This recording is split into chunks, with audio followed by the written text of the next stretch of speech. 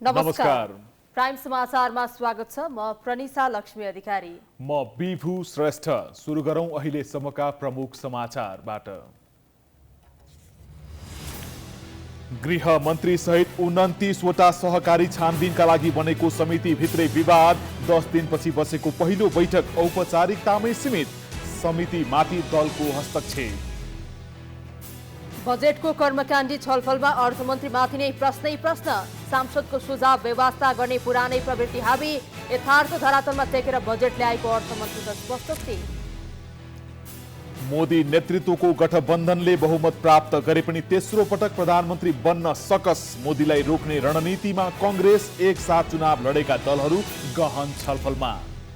दिल्लीका मुख्यमन्त्री अरविन्द केजरीवाललाई दोहोरो झड्का। मदिरा घोटालामा सम्पत्ति शुद्धिकरण सम्बन्धी मुद्दामा न्यायिक हिरासत लम्बियो। जमानतको निवेदन पनि खारेज। र 8औं प्रधानमन्त्री कप अन्तर्गत पुरुषतर्फ सुदूरपश्चिम र पुलिस विजयी। महिलातर्फ आर्मीले दोस्रो र पुलिसको लगातार चौथो जित।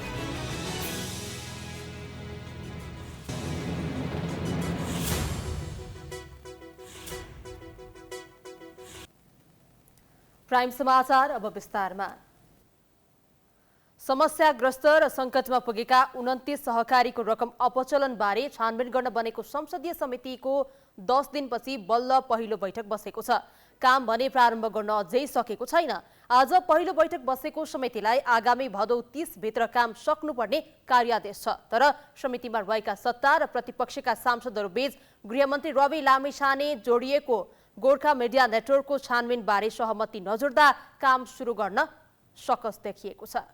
सहकारीको झण्डै 60 अर्ब रकम घोटालाको छानबिन गर्न गठन भएको संसदीय छानबिन समितिले कार्य प्रारम्भ गर्न विलम्ब गरेको छ। सांसद तथा नेकपा एमालेका नेता सूर्यबहादुर थापा संयोजकत्वको समितिले गठन भएको 9 दिनपछि बल्ल पहिलो बैठक बसेको छ।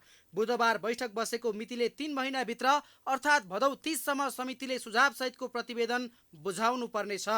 कार्यक्षेत्रमा प्रवेश गरिसक्नुपर्ने बेला समिति अझै पनि कार्यविधिमै अड्किएको छ। यद्यपि संसदीय छानबिन समितिका तर्फबाट बोल्दै संयोजक थापाले तोकिएको समयमा दबाव र प्रभावरहित काम गर्ने बताएका छन्। धारणागत भिन्नता आउन सक्छन्, त्यस्तो पनि केही आएको छैन।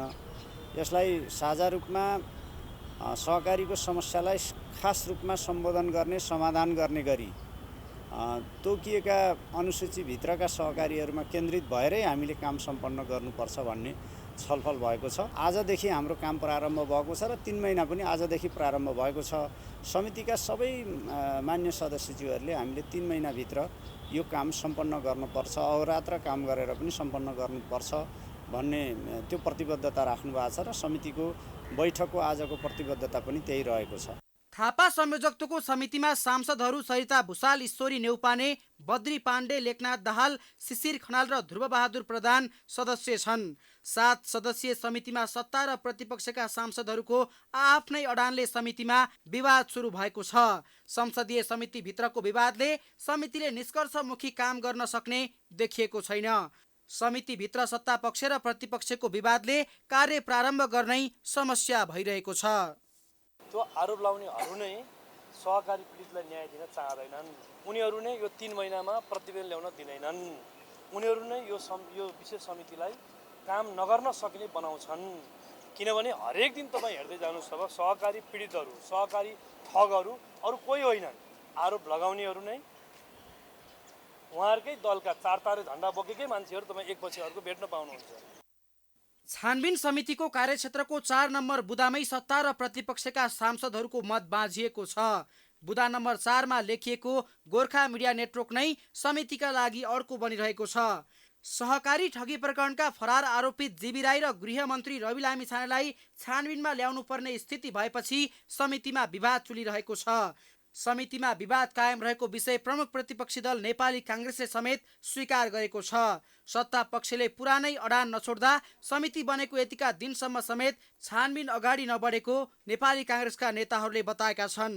यद्यपि समितिले निष्पक्ष रूपमा छानबिन गरी पीडितलाई न्याय, दोषीलाई कारबाही गर्न सिफारिस गर्नेमा नेताहरू आशावादी छन्। होइन, अब छलफल हो, विवाद त होइन।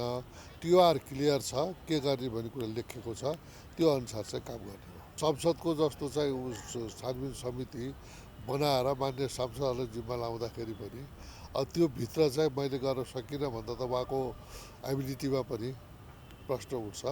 त्यसकारण 3 महिनाको समय भन्दा लामो समय हो। यो 3 महिनाभित्र चाहिँ त्यो जुन मान्यहरूको चाहिँ जुन समितिले काम गर्छ भन्ने मलाई विश्वास छ। समितिले यसअघि नै समस्याग्रस्त घोषित भएका र हाल छानबिनको दायरामा ल्याइएका गरी जम्मा 29वटा सहकारीमाथि छानबिन गर्नेछ। छानबिनको दायरामा आउन लागेका सहकारीमा मात्रै 1,38,885 बचतकर्ताको 59 अर्ब 39 करोड 86,86,319 रुपैयाँ जोखिममा छ। बचतकर्ताको 60 अर्ब रुपियाँ रकम जोखिममा छ। तर संसदीय छानबिन जस्तो गरिमामय समितिका सदस्यले नै कसलाई जोगाउने नजोगाउने भन्नेमा मतभेद गर्दा सहकारी पीडितहरूको घाउमा नुन छर्के सरह भइरहेको छ। हरेक वर्षको जेठ 15 गते बजेट सार्वजनिक हुन्छ। संसदमा छलफलको औपचारिकता पूरा हुन्छ, किनकि छलफलमा उठेका विषय केवल कर्मकाण्डी मात्रै हुन्छन्। सांसदले असन्तुष्टि व्यक्त गरेका वा सुझाव दिएका विषयमा अर्थमन्त्रीले जवाब दिए जस्तो गरेपछि छलफल सकिन्छ अनि सत्तापक्षको बहुमतले बजेट पारित हुन्छ। 3 दिन यता संसदमा आर्थिक वर्ष 2081-82 को राजस्व र व्ययको वार्षिक अनुमानमाथि निरन्तर छलफल चलिरहेको छ। छलफलमा प्रतिपक्षी दलका सांसदहरूले मात्र होइन, सत्ता पक्ष दलकै सांसदहरूले समेत बजेटको आलोचना गरिरहेका छन्। अर्थमन्त्री वर्षमान पुनले सत्ता साझेदार दलसँग सल्लाह नगरी बजेट ल्याएको भन्दै सत्ताको प्रमुख घटक नेकपा एमालेका अध्यक्ष केपी ओलीले त खुलेरै विरोध गरेका थिए। यद्यपि संसदमा भने एमाले सांसदहरू केही नरम देखिएका छन्। सत्तारूढ दलको साझा नीति तथा कार्यक्रम उल्लेख भएका विषय बजेटमा नआएपछि कतिपय सांसदले त्यसतर्फ पनि ध्यानाकर्षण गराएका छन्। आधारभूत रूपले सही छ। यसलाई हाम्रो दलको तर्फबाट समर्थन रहेको कुरा यसअघि नेतृत्व तहबाट व्यक्त भइसकेकै छ। तर पनि सुरुमै यो सरकार सञ्चालनमा सहकार्य गरेका दलहरूको बीचमा अलिकता छलफलको अभाव भएको जो नेतृत्व तहबाट प्रस्तुत हुने परिस्थिति बन्यो, यस्तो नभएको भए यो अझ धेरै राम्रो हुन्थ्यो। सरकारको नेतृत्व गरेको नेकपा माओवादी केन्द्रका सांसदले भने बजेट कार्यान्वयनको पाटोमा चिन्ता व्यक्त गर्नु बाहेक अरू केही बोलेका छैनन्। जालसाजी र भ्रष्टाचार नियन्त्रण आदि विषयहरूमा आवश्यक कानुन नियमहरू र अनिवार्य आवश्यकता हुन्। यिनीहरूको निर्माण प्रक्रियामै बजेट कार्यान्वयनको सम्भावना र सफलता रहेको छ। यसमा सरकार र सदनको विशेष ध्यान आकर्षण गराउँदै आफ्नो भनाइहरू अन्त्य गर्छु। सत्तारूढ दलका सांसदहरूबाट मिश्रित प्रतिक्रिया आइरहेको छ। असन्तुष्टिको आवाज चर्को नभए पनि घुमौरो शैलीबाट अर्थमन्त्रीलाई सुझाव दिइरहेका छन्।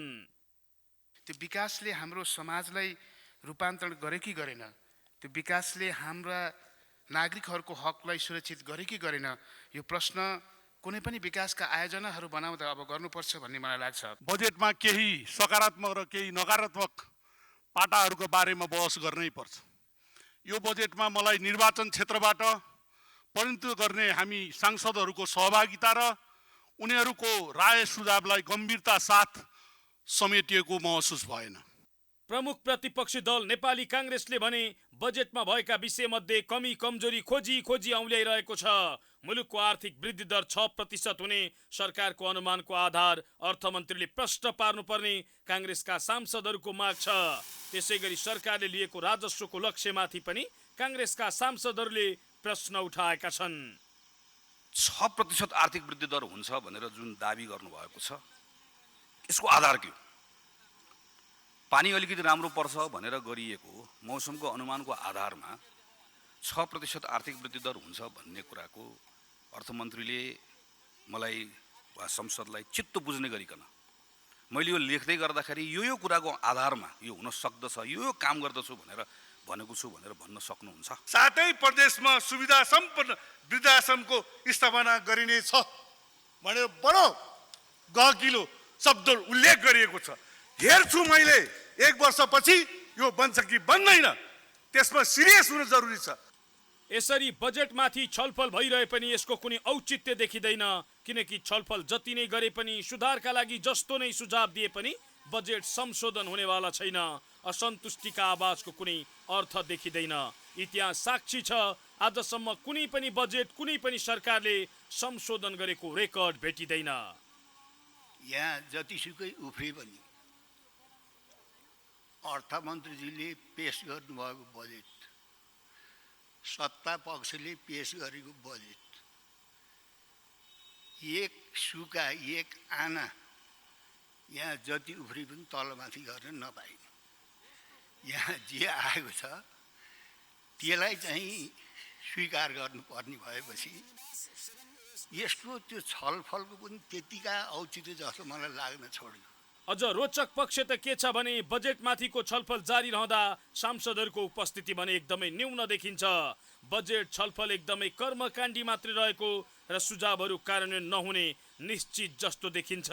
बैठकमा सहभागी सांसदहरू पनि आफ्नो पालोमा बोलेर बाहिरिने गर्छन्, जसले गर्दा पछि बोल्ने सांसदहरूले संसदका रित्ता कुर्सीहरूलाई मात्रै बजेटमाथिको छलफल सुनाइरहेका छन्। सांसदहरूको असन्तुष्टि र प्रश्न सुनेपछि अर्थमन्त्री वर्षमान पुनले आगामी आर्थिक वर्षको बजेटको यथार्थ धरातलमा टेकेर आएको दावी गरेका छन्। बुधबार प्रतिनिधि सभा बैठकमा बजेटमाथिको छलफलमा आएका विषयको जवाब दिँदै अर्थमन्त्री पुनले कुनै पनि पूर्वाग्रहको दृष्टिकोण नराखिकन हेर्ने हो भने यो बजेट यथार्थ धरातलमा टेकेर आएको दावी गरे। उत्पादन र रोजगारीका अवसर सृजना गर्दै देशको अर्थतन्त्रलाई सबल र उत्थानशील बनाउने उद्देश्यको कार्यदिशा स्पष्ट गरी आगामी आर्थिक वर्षलाई आर्थिक सुधारको वर्ष घोषणा गरिएको उनको भनाइ छ। उनले अर्थतन्त्र चलायमान हुँदै गएको, निजी क्षेत्रको मनोबल बढ्दै गएकोले वित्तीय क्षेत्रबाट लगानी योग्य पुँजी थप परिचालित हुने भर्खरै सम्पन्न भएको लगानी सम्मेलनमा व्यक्त भएका प्रतिबद्धता बमोजिम थप वैदेशिक लगानी परिचालन हुने दावी गरेका छन्। अर्थतन्त्र चलायमान हुँदै गएको, निजी क्षेत्रको मनोबल बढ्दै गएकोले वित्तीय क्षेत्रबाट लगानी योग्य पुँजी थप परिचालन हुने भर्खरै सम्पन्न भएको लगानी सम्मेलनमा व्यक्त भएका प्रतिबद्धता बमोजिम थप वैदेशिक लगानी परिचालन हुनेछ। बैंकिङ प्रणालीमा लगानी योग्य रकमको वृद्धि तथा बाह्य क्षेत्र सुदृढ रहेको अवस्थाले सहज वातावरण सृजना भएको हुँदा बजेटमा प्रस्ताव गरिएका नीति तथा कार्यक्रमको प्रभावकारी कार्यान्वयनबाट 6% को आर्थिक वृद्धि हासिल हुने उनको विश्वास छ। अर्थमन्त्री पुनले आगामी आर्थिक वर्षको लागि राष्ट्रिय गौरवका आयोजना, प्राथमिकता प्राप्त आयोजना तथा स्रोत सुनिश्चित गरिएका आयोजनाहरूमा स्रोतको कमी हुन नदिने प्रतिबद्धता जनाएका छन्। सरकारले गर्ने लगानी, प्रत्यक्ष वैदेशिक लगानीमा हुने थप वृद्धि र निजी क्षेत्रले परिचालन गर्ने लगानीको कारण थप रोजगारीका अवसर सृजना भई विदेश पलायन हुने युवालाई स्वदेशमै रोजगारी गर्ने गरी वातावरण निर्माण हुने अपेक्षा बजेटले लिएको उनको भनाइ छ। चुनाव सकिएसँगै अब भारतमा कसको नेतृत्वमा सरकार बन्ला भन्ने चासोको विषय बनेको छ।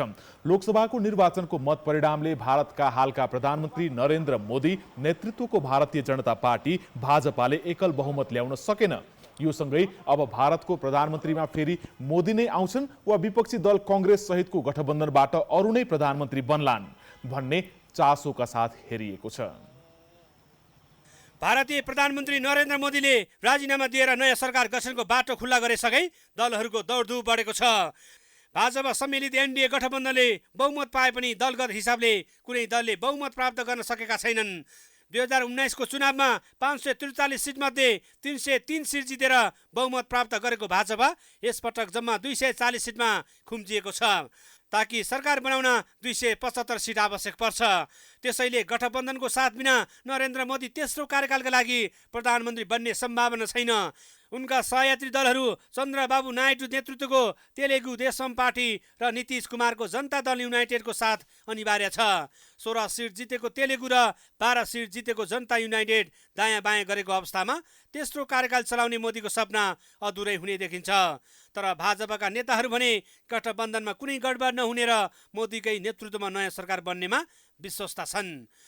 डेमोक्रेटिक अलायंस में नहीं है, कोई विवाद नहीं है। 101% आप लिख लीजिए और नेपाल की जनता को आपके टीवी चैनल के माध्यम से मैं आश्वस्त करना चाहता हूँ। कांग्रेस आई नेतृत्वको इन्डिया गठबन्धनले भने भाजपालाई रोक्न भित्रभित्रै चाल बुनिसकेको छ। सके आफ्नै नेतृत्वमा सरकार बनाउने, नसके मोदीलाई साथ दिएर चुनाव लडेका अन्य दलहरूलाई तानेर सरकार बनाउने रणनीतिमा बुनिरहेका छन्। 543 सिटमध्ये कांग्रेस आई नेतृत्वको इन्डिया गठबन्धनले 232 सिट जितेको छ। सरकार बनाउन अपुग 40 सिट एनडीए गठबन्धन भत्काएर पुर्याउने कसरत गरिरहेको छ। जसरी नेपालमा माओवादी तेस्रो दल भएर पनि गठबन्धन गर्दै अहिले सरकारको नेतृत्व गरिरहेका छन् प्रधानमन्त्री पुष्पकमल दाहाल प्रचण्डले। भारतमा पनि यसै भाइ नीतीश कुमार र चन्द्रबाबु नायडू मध्ये एकजना प्रधानमन्त्री बन्न सक्ने देखिन्छ। एउटा लिडर उसको फेस डेली हेरे भने अनि अरू कोही नामै छैन देशमा, मोदी मात्रै, मोदीको ग्यारेन्टी, मोदीको म्यानिफेस्टो, त्यो मान्छे अलिकति बोर हुन्छ नि। सो अहिलेको समाचार यो भोट नपाएको कारण, खास मुख्य एउटै कारण हो कि जनतालाई परिवर्तन चाहियो, तर परिवर्तनको लागि अर्को लिडर अहिले छैन। त्यस कारणले यो मेरो विचारले मोदीलाई राखेछ। त्यसो त छिमेकी राष्ट्र भारतमा नयाँ सरकार बन्ने भएसँगै नेपालमा पनि त्यसको असर र प्रभावबारे विभिन्न चर्चा र आकलनहरू सुरु हुन थालेको छ। लगातार दोस्रो कार्यकाल पूरा गरेका भारतीय प्रधानमन्त्री नरेन्द्र मोदी फेरि प्रधानमन्त्री भए नेपाललाई के कस्तो प्रभाव पर्छ, अन्य दलको नेतृत्वको सरकार आए नेपाललाई के असर वा प्रभाव पर्छ भन्ने चासोको विषय बनेको छ। अङ्ग्रेजले को बनायो त्यहाँ दरबार, त्यसलाई दरबारको मात्रै राजनीति हुन्थ्यो। कसलाई बनायो, को पक्षमा के फलानु यहाँ त्यहाँ भने उसले पनि चासो राख्थ्यो।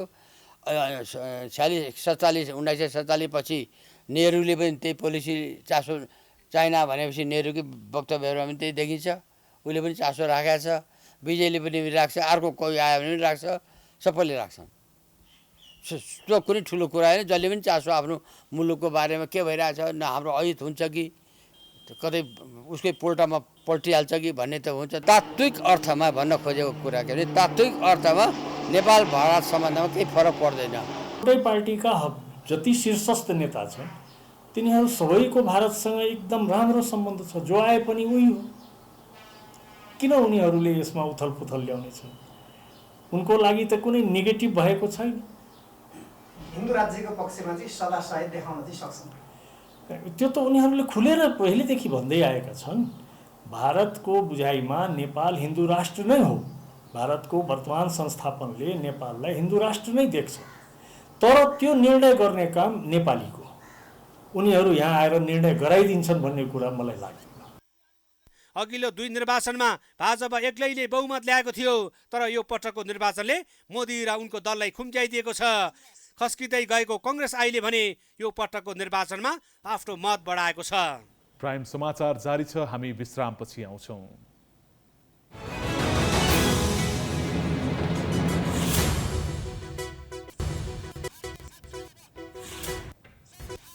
विश्रामपछि स्वागत छ। अब बाँकी समाचार। यस वर्ष मनसुनजन्य विपदका कारण विषम परिस्थितिको सामना गर्नुपर्ने पूर्वानुमानहरू सार्वजनिक भइरहेका छन्।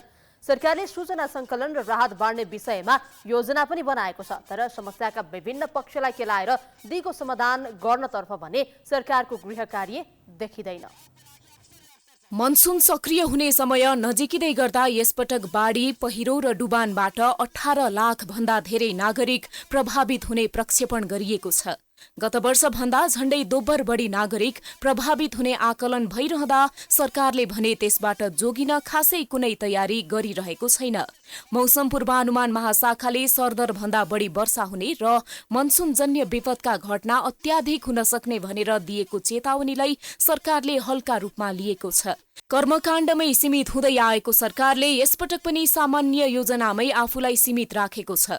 मौसमको पूर्वानुमान गरी योजना बनाउने, सूचना प्रवाहमा सञ्चार माध्यमको प्रयोग गर्ने, आवश्यकताका आधारमा बेलिब्रिज बनाउने लगायतका कामहरू गर्ने तयारी भएको राष्ट्रिय विपद जोखिम न्यूनीकरणको दाबी छ।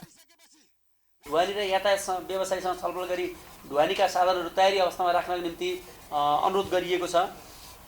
त्यस्तै जिल्ला प्रशासन कार्यालय र सम्बन्धित पालिकाको समन्वयमा घटनास्थलमा आवश्यकताका आधारमा हेल्पडेस्क स्थापना गर्न निर्देशन दिएको छ। निजी हेलिकप्टर कम्पनी एसोसिएसन, नागरिक उड्डयन प्राधिकरण र सम्बद्ध पक्षसँग समन्वयमा बैठक गरी विपदको समयमा हेलिकप्टरको सहज उपलब्धताको निम्ति पनि हामीले उहाँहरूसँग समन्वयमा छौँ भने स्थानीय जिल्ला र प्रदेश तहमा अति विपन्न र सङ्कटासन्न समुदाय सम्बन्धी अथवा जेडसी इकाइ खडा गर्नका लागि जिल्ला प्रशासन कार्यालय मार्फत निर्देशन दिइसकिएको छ। लाखौं नागरिकका लागि प्रत्येक वर्षको मनसुन काहली लाग्दो बनेर आउँछ।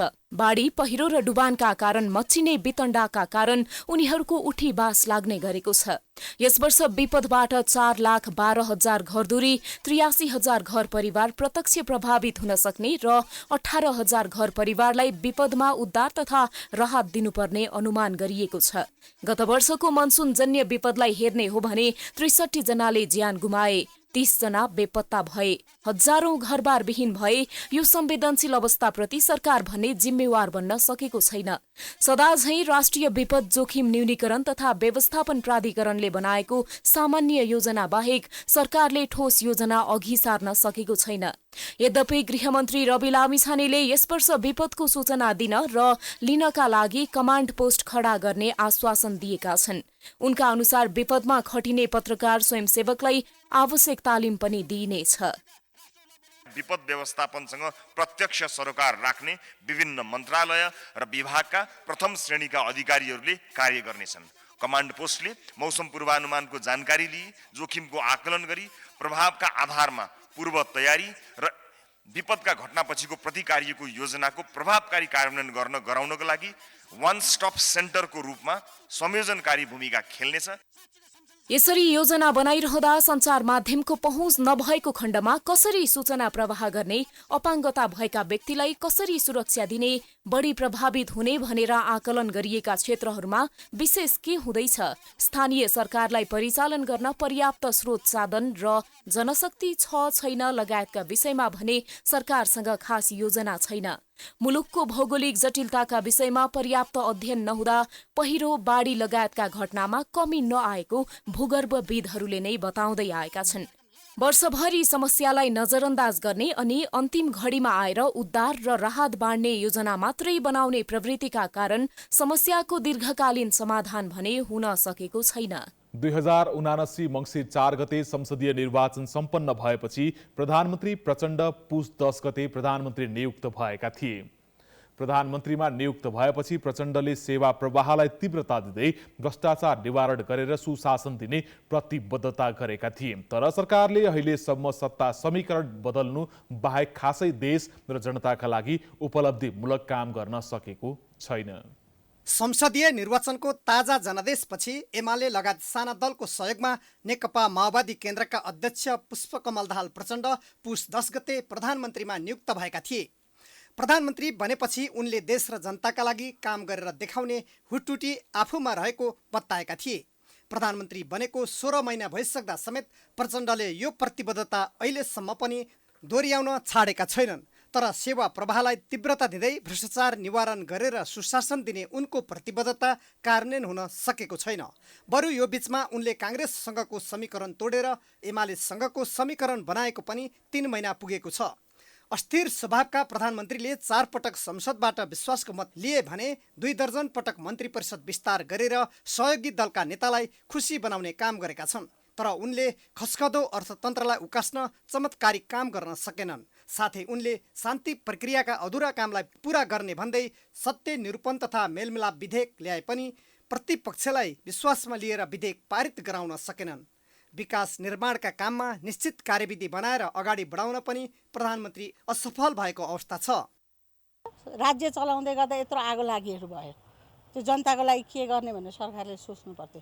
अब बाढीहरू आउने, पानी हावा हुरियाएर यत्रो अहिले किसानहरूको मेवाबारी, केराबारी सारा चाहिँ हावाहुरीले उडाएको छ। यतातिर चाहिँ उनीहरूलाई राहत दिने कुराहरू पनि सोच्नुपर्छ। जनताले बनाएको सरकारले जनताकै पैसा हिनामिना हुँदा त्यसको लागि समिति बनाइदेऊ भन्दा सांसदहरूलाई पार्लियामेन्टभित्रै 2 राउन्ड मर्यादा पालक राखेर हामी समिति बनाउन दिन्न, तिमीहरू के गर्न सक्छौ भनेर एउटा जुन देखाउनु भयो, त्यो सरकारको ठुलो उपलब्धि जस्तो मलाई लाग्छ। प्रतिपक्षी दलले मात्र होइन, सरकारका मन्त्रीले समेत सरकारको काम चित्त बुझ्दो नभएको बताएका छन्। सरकारकै एक मन्त्रीको भनाइबाट नै थाहा हुन्छ कि प्रचण्ड सरकारले देश र जनताप्रति खासै काम गर्न सकेको छैन। सरकार काम गर्ने निकाय अब दोहोरो हुन्छ। पोलिटिकल लिडरहरू, मन्त्री अथवा प्रधानमन्त्री अथवा मान्यज्यू भएर आउँछन् भन्ने यहाँको थायित्व दिने अब ब्युरोक्रेट हुन्छ, त्यसमा चाहिँ टिम मिलाउन सकेन भने ठिकै ढिलाइ हुन्छ। सानोभन्दा सानो चिजमा यो हेरौँ त्यो हेरौँ कानुनी धेरै देखाउने, हामीलाई त गर्ने मन छ, जनतालाई चाहिँ आशा अपेक्षा जगाउने, प्रतिफल दिने, परिणाममुखी काम गर्ने भनेर, तर अब हरेक चिजमा अब कानुन छैन भने कानुन परिमार्जन गरौँ भनेर पनि भन्छौँ। यो चिजमा चाहिँ केही ढिलाइ छ। सरकारको कामबाट दिक्क भएका सत्तारूढ नेकपा एकीकृत समाजवादीका अध्यक्ष माधव नेपालले समेत भ्रष्टाचारका कारण राज्य प्रणाली नै भ्रष्ट हुनु चिन्ताको विषय बनेको बताएका छन्। समाजमा जुन भ्रष्टाचार फैलिएको छ, राज्य प्रणालीहरू अत्यन्तै भ्रष्ट भएका छन्, यसमा कसरी ओभरहलिङ गर्ने हो, यसमा व्यापक कसरी सुधार गर्ने हो, हाम्रो चिन्ता र चासोको विषय त्यो बन्नुपर्छ। सरकार जनताको हितमा भन्दा पनि नियमित काम गरेर बसेको अवस्था छ। सत्ता साझेदार दलको भ्रष्टाचार नियन्त्रण र सुशासन दिने नारामा मात्र सीमित हुन पुगेको छ भने प्रधानमन्त्री प्रचण्डले सत्ता टिकाउन अनेकौं खेलोफड्को गर्नु बाहेक केही गर्न सकेका छैनन्। नेपालको प्रमुख विमानस्थल हो त्रिभुवन अन्तर्राष्ट्रिय विमानस्थल। अन्तर्राष्ट्रिय उडान केन्द्रबिन्दु यही विमानस्थल मर्मतका लागि 5 महिनासम्म दैनिक 10 घण्टा बन्द गर्नुपर्ने भएको छ। विमानस्थलको ट्याक्सी वे पार्किङ विस्तारको काम गर्न लागि हो। त्रिभुवन अन्तर्राष्ट्रिय विमानस्थल ट्याक्सी वे पार्किङ विस्तारका लागि कार्तिक 23 देखि चैत्र 18 गतेसम्म बन्द गर्न लागि छ। अहिले रनवेको उत्तरदेखि दक्षिणसम्म, पूर्वदेखि पश्चिमसम्म विभिन्न ठाउँमा निर्माण भइरहेको छ। रनवे धावन मार्गको सेन्टर लाइनबाट 75 मिटर कन्स्ट्रक्सन गर्ने बेला रनवे नै बन्द गर्नुपर्ने नियम रहेकाले 5 महिना बन्द गर्नु परेको हो। त्रिभुवन अन्तर्राष्ट्रिय विमानस्थलको रनवे धावन मार्गको दुवै बिन्दुलाई छुने प्यारालल ट्याक्सीवे विस्तारका लागि 3 मिटर खाडल खन्नुपर्ने हुन्छ। 6-7 वटा नयाँ ट्याक्सीवे पार्किङ रनवेमा नै लगेर जोडिनुपर्ने भएकाले प्रत्येक दिन 5 महिनासम्म 10 घण्टा आवश्यक परेकाले विमानस्थल बन्द गर्नु परेको निर्देशक दिपेन्द्र श्रेष्ठले जानकारी दिएका छन्। करिब 6-7 वटा ट्याक्सी चाहिँ नयाँ ट्याक्सीहरू रनवेमा लगेर कनेक्सन गर्नुपर्ने छ। त्यो हुनाले त्यसको लागि चाहिँ अब हामीलाई 10 घण्टा जति समय चाहिँ प्रत्येक दिन करिब अब चाहिँ 5 महिनासम्मको लागि चाहिँ आवश्यक पर्ने हो। बुद्ध अन्तर्राष्ट्रिय विमानस्थल पनि छ, त्यहाँबाट पनि चाहिँ जहाजहरू हामीले चाहिँ अपरेसनको लागि हामी उपलब्ध गराउन सक्छौँ। प्यारालल ट्याक्सीवे नहुनाले सबै जहाज रनवेबाट टेक अफ गर्दै आइरहेका छन्।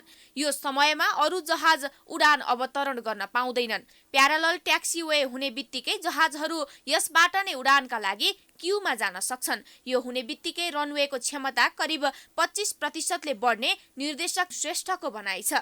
बढ्दो हवाई यात्रु धान्नका लागि नयाँ अन्तर्राष्ट्रिय टर्मिनल भवनको पनि आवश्यकता छ। विमानस्थलको क्षमता र सुरक्षा मापदण्डलाई सुधार गरिनुका साथै नयाँ ट्याक्सीवेको सुदृढीकरण गर्ने प्राधिकरणको योजना छ। विमानस्थलको मास्टर प्लान अनुसार हवाई क्षेत्रको क्षमता र सुरक्षा मापदण्ड सुधार गर्न लागि हो। विमानस्थल बन्द गर्दा गौतम बुद्ध र पोखरा अन्तर्राष्ट्रिय विमानस्थल प्रयोग गर्ने प्राधिकरणको योजना छ। त्रिभुवन अन्तर्राष्ट्रिय विमानस्थलमा आन्तरिक र बाह्य गरी सरदर 350 उडान हुने गरेको छ। विमानस्थलले करिब 23,000 यात्रुलाई दैनिक सेवा दिइरहेको छ। वार्षिक यात्रुको चहल पहल करिब 75 लाख छ। त्रिभुवन अन्तर्राष्ट्रिय विमानस्थल मुलुकको एक मात्रै सक्रिय र व्यस्त विमानस्थल हो। नेपालमा राष्ट्रिय र अन्तर्राष्ट्रिय उडानको चाप त्रिभुवन विमानस्थलमै केन्द्रित छ। आन्तरिक उडानका लागि अन्य विमानस्थल पनि सक्रिय छन्, तर अन्तर्राष्ट्रिय उडानका लागि यही विमानस्थल सक्रिय छ।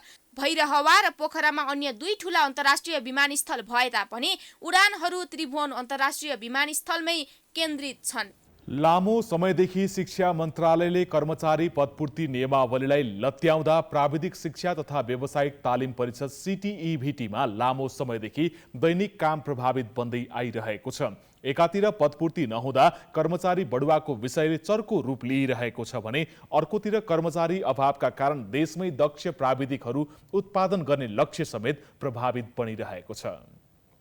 प्राविधिक शिक्षा तथा व्यावसायिक तालिम परिषद सिटिभिटीको स्थायी कर्मचारीको दरबन्दी संख्या 932 रहे पनि विगत 5 वर्ष यता 575 जना मात्र स्थायी कर्मचारीबाट काम भइरहेको छ, जसका कारण सिटिभिटीको दैनिक कार्यक्रम प्रभावित बनिरहेको छ। संस्थागत सुशासन र कर्मचारीको वृद्धि विकासका लागि भन्दै नेपाल राष्ट्रिय कर्मचारी संगठनले 2080 साल पुस 26 गते पेश गरेको मागमा व्यवस्थापन उदासीन देखिएपछि 2080 साल माघ 11 गतेदेखि धरना कार्यक्रम सुरु गरेको थियो। त्योभन्दा अघि कर्मचारी पदपूर्तिकै विषयमा 2080 जेठ 12 गते कर्मचारी र व्यवस्थापन बीच सहमति भएको थियो। त्यस्तै सिटिभिटी कर्मचारी संगठनले पनि 2080 माघ 17 गते शिक्षा मन्त्रालय र व्यवस्थापनलाई आग्रह गर्दै 15 बुँदे माग पत्र बुझाएको थियो। यसरी विभिन्न समयमा पदपूर्तिको माग गर्दै पटक पटक आह्वान गरेपछि पनि बेवास्तामा परेपछि उनीहरू पुनः रिले अनसनमा बस्न बाध्य भएका हुन्। यदि यो विषयलाई सरकारले बेवास्ता गरिरहे काम नै ठप्प पारेर दबाब दिने संगठनको चेतावनी छ। नियमित रूपमा हुनुपर्ने पदपूर्ति 2076 सालदेखि चाहिँ भइरहेको छैन अनि हाम्रो कतिपय कर्मचारीहरू चाहिँ रिटायर भएर गइरहेको अवस्था छ। कर्मचारीहरूको क्यापेसिटी बिल्डअप होइन जुन वृद्धि विकास हुनुपर्ने थियो त्यो चाहिँ ठप्प भएको अवस्थामा हामीले बाध्य भएर चाहिँ यो पदपूर्तिको काम छिटोभन्दा छिटो हुनुपर्छ भनेर माग राखेर चाहिँ यो सङ्घर्षका कार्यक्रम आज यो रिले अनसनसम्म हामी आएका छौँ। चाहिँ कडा कदम चाल्न थाल्यो भने त सबै कर्मचारी आउँछन् हैन, सबै कर्मचारीले काम छोड्छन् र अन्त्यमा चाहिँ तपाईँको चाहिँ फेरि हुने भनेको त समस्या सेवाग्राही लागि हो। सेवाग्राही यसको तपाईँको पैसा सिर्जना कसले गर्छ त भनेको यहाँको म्यानेजमेन्टको, यहाँको नेतृत्वको असक्षमताको। यहाँको म्यानेजमेन्टको यदि असक्षमता प्रदर्शन गर्छ भने त राज्यले अर्को विकल्प खोज्नुपर्छ।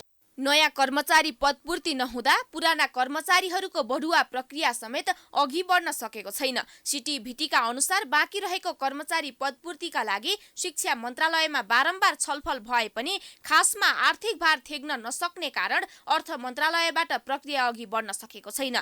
शिक्षा मन्त्रालय र अर्थ मन्त्रालय बीच देखिएको आपसी मतभेदका चपेटामा आफूहरू पिल्सिएको भन्दै कर्मचारीहरू विगत 4 दिनदेखि रिले अनसनमा छन्। अहिले यो मामलामा इन्ट्रेस्ट राखेकै देखिएको छैन।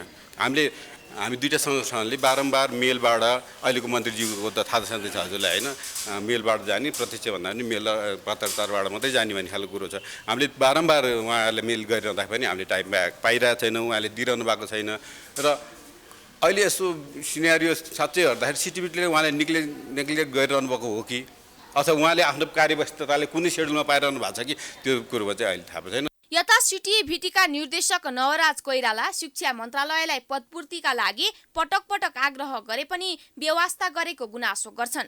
मन्त्रालयबाट स्पष्ट आदेश आउन साथ पदपूर्तिको प्रक्रिया अघि बढाउन आफूहरू तयारी अवस्थामा रहेको कोइरालाको भनाइ छ।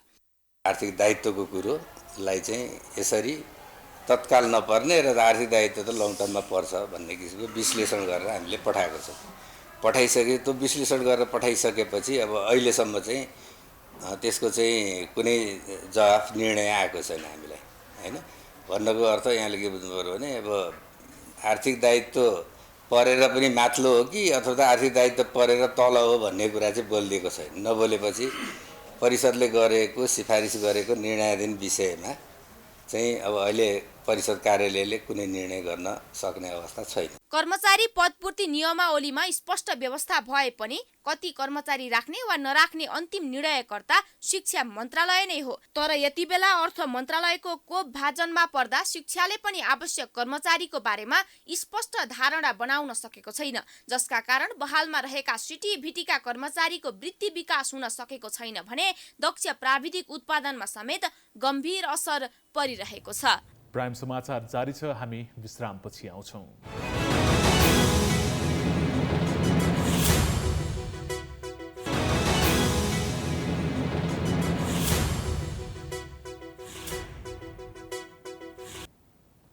विश्रामपछि स्वागत छ। अब बाँकी समाचार।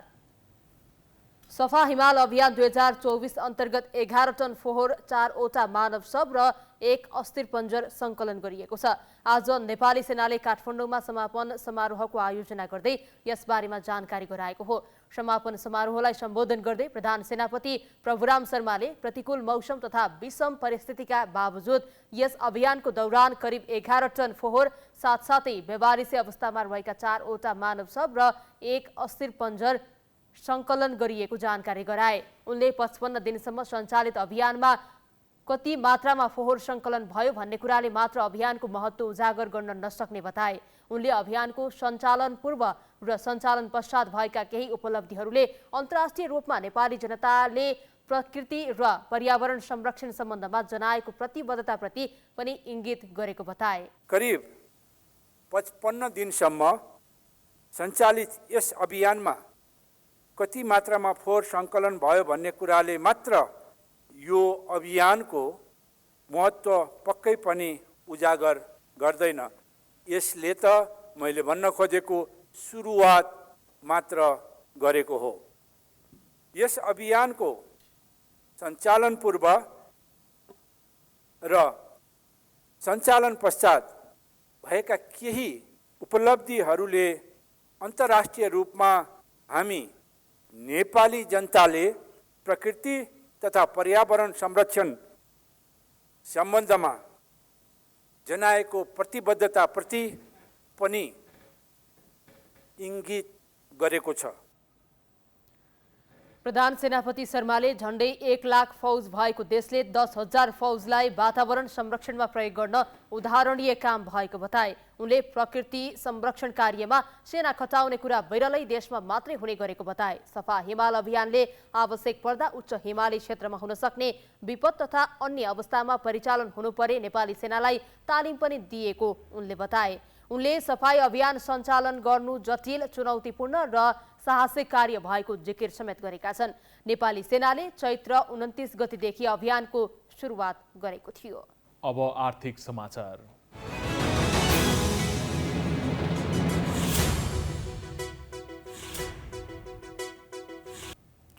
कोरोना महामारीले थिलथिलो बनाएको नेपालको पर्यटन क्षेत्रमा सुधार देखिएको छ। पछिल्ला दिनमा नेपाल घुम्न आउने पर्यटन सँगै उनीहरूले गर्ने खर्चमा सामान्य वृद्धि भएको छ, जसले नेपालको पर्यटकीय क्षेत्रमा आशाको सङ्केत पलाएको छ।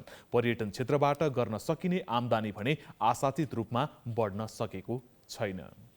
कोभिडको समयबाट तङ्ग्रन नसकेको पर्यटन क्षेत्रमा यस वर्षबाट सुधारको संकेत देखिएको छ। नेपाल पर्यटन बोर्डका अनुसार 2024 को पहिलो 5 महिनामा 5 लाख भन्दा बढी पर्यटक नेपाल आएका छन्। बोर्डका अनुसार मे 2024 मा मात्रै 90,211 पर्यटक नेपाल भित्रिएका हुन्। यो सँगै जनवरीबाट मेसम्म 5,06,280 पर्यटक नेपाल भित्रिएका छन्।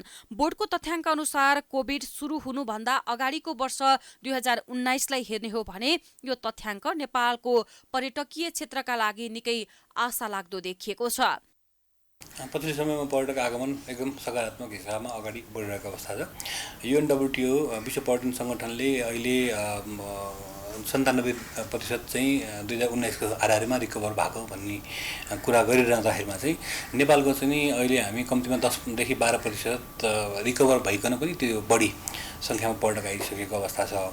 अब जनवरीबाट हेऱ्यो भने जनवरीमा हाम्रो करिब 19 को दाँजोमा चाहिँ 46% बढी थियो र अहिले यो मेमा आइपुग्दाखेरिमा चाहिँ हामी 16% जति बढी छौँ 2019 को दाँजोमा। बोर्डको तथ्याङ्क र उनीहरूको भनाइलाई आधार मान्दा पर्यटकीय क्षेत्रमा सुधार देखिए पनि व्यवसायीहरूले भने अझै कोभिडको भुमरीबाट निस्कन नसकेको बताउँछन्। पर्यटकको आगमन बढे होला तर व्यापार बढ्न सकेको छैन। उकास्न सकेको छैन। जस्ता तस्तै नै भन्दै नि भयो। कुन अब 2 महिना अलिकति सिजन हुन्छ, 2 महिना फेरि हुँदैन। त्यो 2 महिना बिचमा हामीले अब 2-500 भनौँ न, 2-4 हजार 2-5 हजार यस्तै गर्ने हो है। त्यति सक्रिय छैन बहिनी, अहिले छैन व्यापारमा त। नेपालमा पर्यटकको बसाई औषधमा 13.2 दिनको हुने गरेको छ, जसमा दैनिक उनीहरूले गर्ने खर्च प्रति व्यक्ति $41 अर्थात् नेपाली रुपैयाँ 5,000 भन्दा धेरै छ। अघिल्लो सालको दैनिक खर्चसँग तुलना गर्दा यो वर्ष थोरै बढेर ₹41.5 पुगेको छ, जुन निकै कम वृद्धि हो। पर्यटकको संख्या, नेपालमा बस्ने दिन र उनीहरूले गर्ने खर्च बढाउन सरकारले विशेष कार्यक्रम ल्याउन सकेको छैन। त्यही अब घत्रा घुत्रुको नाइटमा खोलेर अलिकति उ भइरहेछ। अब यस्तै छ, खै अब के हो यहाँ अलिक पिसफुलै छैन, त्यही भइरहेछ। अब पोखरामा कति रम्छ खैरेहरू, काठमाडौँमा चाहिँ अलिकति रम्दैन, यो घडाङघुडुङ भएर गाडीहरू यताउता, त्यो भएर रुचाउँदैन। यो क्लाउडी छ, यताउता कहाँ जाने, बाटै बिर्सिन्छ, यो बाटो कन्फ्युज हुन्छ भनौँ। सन् 2024 को 5 महिना मध्ये मार्च महिनामा सबैभन्दा धेरै 1,28,167 पर्यटक नेपाल भित्रिएका छन्।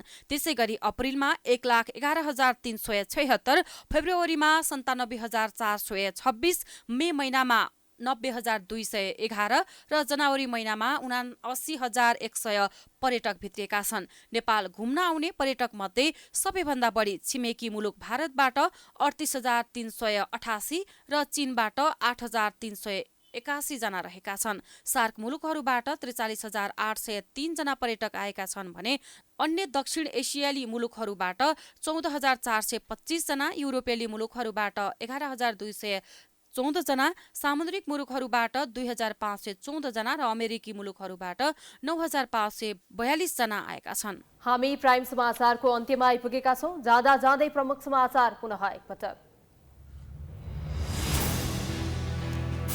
गृहमन्त्री सहित 29वटा सहकारी छानबिनका लागि बनेको समिति भित्रै विवाद। 10 दिनपछि बसेको पहिलो बैठक औपचारिकतामै सीमित, समितिमाथि दलको हस्तक्षेप। बजेटको कर्मकाण्डी छलफलमा अर्थमन्त्रीमाथि प्रश्नै प्रश्न, सांसदको सुझाव बेवास्ता गर्ने पुरानै प्रवृत्ति हावी, यथार्थ धरातलमा टेकेर बजेट ल्याएको अर्थमन्त्रीको प्रष्टोक्ति। मोदी नेतृत्वको गठबन्धनले बहुमत प्राप्त गरे पनि तेस्रो पटक प्रधानमन्त्री बन्न सकस, मोदीलाई रोक्ने रणनीतिमा कांग्रेस, एकसाथ चुनाव लडेका दलहरू गहन छलफलमा।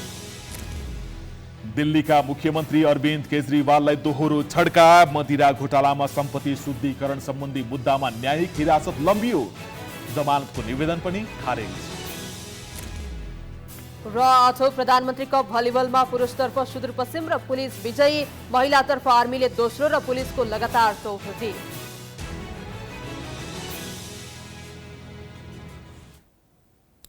प्राइम समाचार हेर्दै सकियो। यसपछिको प्रस्तुति जनता जान्न चाहन्छन् ऋषि धमलाको साथमा। हेर्दै गर्नुहोला प्राइम एचडी। नमस्कार।